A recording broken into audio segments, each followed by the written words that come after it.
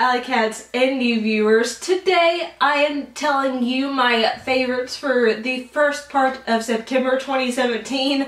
That was a way longer description than it needed to be. But if you're new to the channel and don't know what favorites are, that's where I list my entertainment favorites over every month, and I split these into two parts because I usually have too many favorites for one person to naturally have, but you know, I do it anyway because entertainment! So let's just get started before I jibber jabber all over the place, and you know, jibber jabbering all over the place is kind of messy and gross, so let's just get to the point. There are several movies that I enjoyed the first part of September, starting with Passengers. I know a lot of people bash this movie, they don't like this movie, it did pretty bad at the box office, and critics were just lambasting it, but I actually really enjoyed Passengers.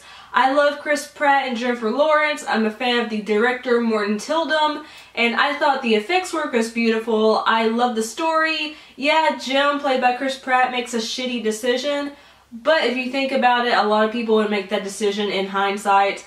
And I just was really intrigued by this film. The script was on the Hollywood blacklist for forever, so it finally got made, and I just really love this film, and I guess I'm in the minority because I really love Passengers. The next one up is actually a comedy special, and this is very rare for me to have a comedy special in a favorites video, or just in general, but that is Marc Maron Too Real. I adored Marc Maron in Glow, so I went into the comedy special with trepidation because if you don't know me, you don't know that I hate the majority of comedy. Most things do not make me laugh. I don't find most things funny. So a comedy special is always a risky venture for me, but every single joke that Marc Maron told landed. I laughed my ass off during this special. There was not a single bum joke. I freaking adore Marc Maron's dry sense of humor. He's kind of got a darker sense of humor, and he's not afraid to touch on more recent topics, but he's also kind of respectful of the opinions also, and he's just such a great guy, and I kind of fell in love with him while watching this special, so I highly recommend it because I found this freaking funny, which could mean either it's really freaking funny or it's just funny to me. It could be a toss-up, but I really loved Marc Maron Too Real. The next movie up is another one that it seems to have divided people, but that is My Cousin Rachel. This is based off the novel by Daphne du Maurier, and I freaking love this movie. I loved the casting. Sam Claflin and Rachel Weisz were fantastic. And I thought the film itself was gorgeous. The cinematography was stunning. The location was just eye-bogglingly beautiful. And I really love the slow, simmering story and the central concept of did she or didn't she do this certain thing. And I just found it really intriguing. It kept me entertained all the way through. I love dark period dramas, so I really enjoyed My Cousin Rachel, but I have not read the novel, so I do want to read the novel and make a comparison between the two and see if my opinion changes, but right now I really love the film version of My Cousin Rachel. The next movie up is It, the 2017 version, and obviously the majority of people out there love this movie. I think this is miles and miles and miles better than the 1990s TV miniseries version. I love Bill Skarsgård as Pennywise. I thought all the child actors were phenomenal in this film, and it was actually genuinely scary at points. I think Andres Muschietti did a fantastic job directing. I cannot wait for chapter 2 of this. And I just think it's a fantastic horror film and a fantastic film in general. Another dark period drama that I love that is actually based off a book, and I didn't realize it, was In Secret.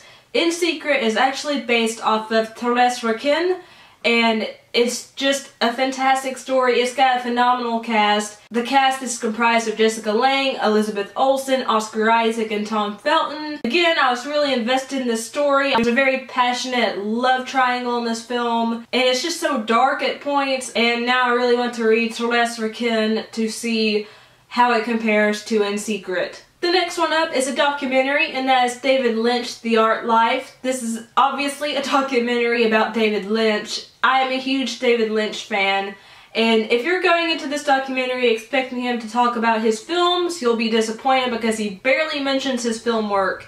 But this film chronicles his thought processes, how he uses art to express himself, and you see him creating art throughout the documentary, and he admits that he's not a good artist, and his art is very disturbing. It's almost childlike in a way, but I love the fact that he was making art while the documentary was being filmed, that he wasn't precious about his art. You see him messing up his art, destroying art. And he also talks about his childhood, how he grew up, how that informed him today. And it's just a really fascinating look. I almost freaking cried watching this because I felt like I connected with David Lynch in a lot of ways, which I never expected to connect with David Lynch in those ways. And I just found it really fascinating and very well done. And I just love seeing his thought processes and what inspired him because, again, I'm a huge David Lynch fan. He makes really weird shit, but I love it, and I think it's just unique, and he's just a unique person. And I would say if you're a fan of David Lynch, if you're a fan of art, if you're a fan of documentaries, check out David Lynch, The Art Life. It's very well done, and it's really fascinating, and it chronicles the mind of a brilliant, brilliant creative person. And lastly, for the films, is The Squid and the Whale. I've never really seen a Noah Baumbach film before, but after watching this movie, I want to watch the rest of his filmography. This stars Jeff Daniels, Laura Linney, Jesse Eisenberg, and Anna Paquin, along with Billy Baldwin in a really good supporting role. And it's about a family, the parents are divorcing, and it chronicles how this affects their children. It's a funny movie at times, it's a poignant movie at times. I feel like if you have divorced parents, you'll really connect with this film like I did. And it's just a wonderful indie film that I think a lot of people don't know about. And the people that do know about it generally love it. So I do highly recommend The Squid and the Whale if you're into indie films, if you're into more art house type of films, but also if you just want to watch a film about how children are affected by divorce. I think this is a really good film. Now for TV, there's more than usual in this section, so let's just get started. Woohoo! First one up is American Horror Story Cult. There have only been 2 episodes aired so far, but I think these episodes have been solid. I am loving the fact that Sarah Paulson is the lead actress in this season of the anthology series. I love how they're using phobias as a central plot line in this series, as well as touching on the current political climate, which I'm sure is pissing off a lot of people. But I love Ryan Murphy's vision. I love the ensemble of actors he has for the season, and I'm just loving the storyline so far. The next one is an obvious answer to why I would put this in this favorites video, but that is Outlander. Outlander season 3 returned, and I'm just such a happy clam. Oh my gosh! When I saw JB Fraser, I thought I was gonna have a heart attack. The whole episode, I was so anxious because I was just like, I need to know what's going to happen. I knew what was going to happen because I've read the books, but still, my little mind was like, I need to see what's going to happen on TV. I need to process all this stuff that's happening. And it was just so wonderful, and it was so good. And the performances were good from every actor, and I'm just so excited to see the rest of the season. Oh, and oh my gosh, I just need more Outlander in my life. And the last show I really enjoyed over the last couple of weeks is called Glitch. It is an Australian show that is on Netflix in the United States at least, and it's about a group of 7 people who just one day rise up from their graves. They're in perfect condition. They look the same as when they died, and no one can figure out why they rose up from the dead. They're not zombies, which is really refreshing, but no one can figure out why they've risen from the dead. They can't figure out how they're in perfect health while they're not decaying. And it's just a really kind of slow burning mystery, but it's really fascinating. There are only 6 episodes, so it's super easy to binge. I really hope they make a season 2. This came out 2 years ago, so it's looking a little slim at the moment, but please, showrunners of Glitch, Netflix, please, make a season 2! I need to know what's going to happen because I am so invested in this mystery, and the acting is so good in this series, and it's just such a tight, very narratively cohesive story. I just need to know what's going to happen. I assure you, if you watch this, you'll be in the same boat I am because you'll just want to have a second season to continue this fantastic show. And lastly, I've played a couple games over the past couple of weeks, which is a major woohoo! So the first game I played was Life is Strange Before the Storm Episode 1. This is developed by Deck 9 Games, not the original developer, don't nod, but I think they did a fantastic job with this first episode. You play as Chloe Price in this series, and this takes place before the main game, so if you've never played Life is Strange, you can play this without having prior knowledge of Life is Strange. And I really love this series in general. I love the fact that your choices have consequences in this series.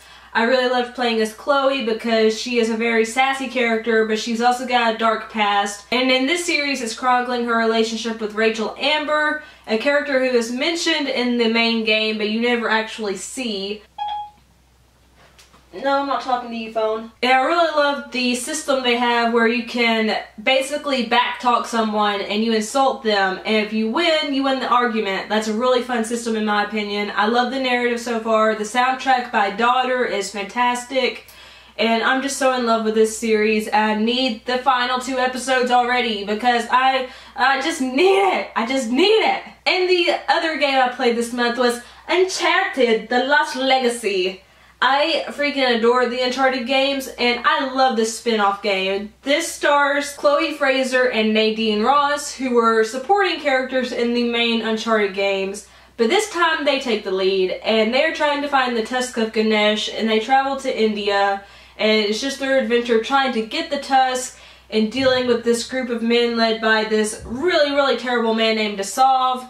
And it's just a fantastic adventure. It feels like it belongs in the Uncharted pipeline, and I just love the dialogue between the 2 characters. I love the fact that Chloe... Wait. I played 2 games the main character's name is Chloe. That's a coincidence. Anyway, I love the fact that Chloe takes pictures with their smartphone, and you can have optional conversations with Nadine. But I really adored this spin-off, and it's highly worth playing if you're an Uncharted fan. You can play this without having played any of the previous Uncharted games, but some things will go over your head if you haven't played them because they do have some Easter eggs to the previous Uncharted games. They do mention some things that happened in the previous Uncharted games, so if you haven't played them, those will go over your head, but you can still play this and enjoy it without having played the previous Uncharted games. So those are my favorites for the first half of September. Let me know what you've been enjoying so far down below in the comment box. If you like this video, leave a like. Make sure to share this video if you liked it because it helps my channel grow. Also, if you're not subscribed yet, but you'd like to be, hit the subscribe button along with the notification bell because that will alert you every single time I upload a new video or start a new live stream. If you'd like to follow me on social media sites, they're all listed in the description box down below. I love you guys. Thank you so much for watching. Peace and kisses. Bye. Sing me a song of a lost that is gone. Oh, hey, you're still here. What a crazy random happenstance. Well, since you just caught me singing and ringing off guard, you might as well click on my floating face that will appear over here soonish and subscribe to my channel. Also, if you'd like to see my previous video, it will be up here somewhere. And if you'd like to see a playlist of videos that you can watch on repeat all day, every day, for the rest of your life, you'll find that over here as well. I'm going to go back to reading my favorite book of all time. Okay, you can go now because I'm really deep into a Jamie Fraser plotline.